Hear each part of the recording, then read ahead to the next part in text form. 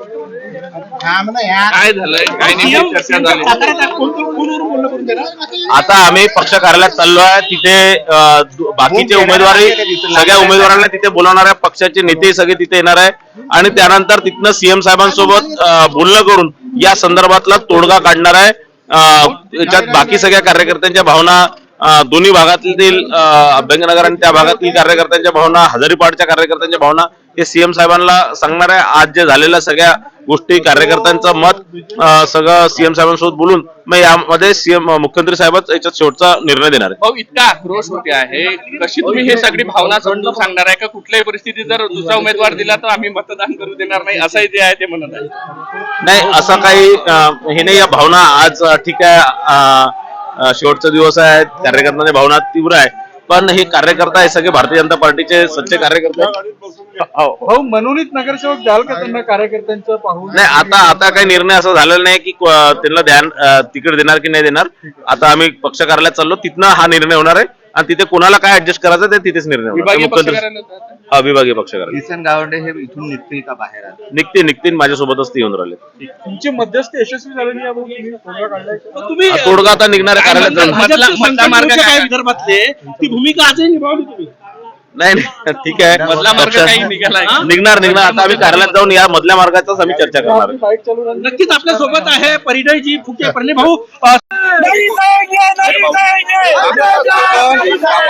अनेक वर्षापासून भाजपचे एक निष्ठ कार्यकर्ते म्हणून आहात आणि अशा वेळी जर बघितलं असेल तर आम्हाला पार्सल उमेदवार नको, तर आम्हाला नाही. लक्षात घ्या, पार्सल हा शब्द चुकीचा आहे.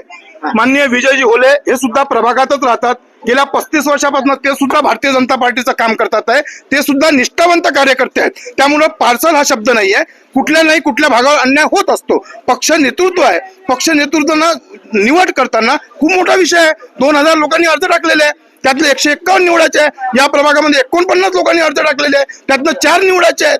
त्यामुळे असा विषय नाही आहे.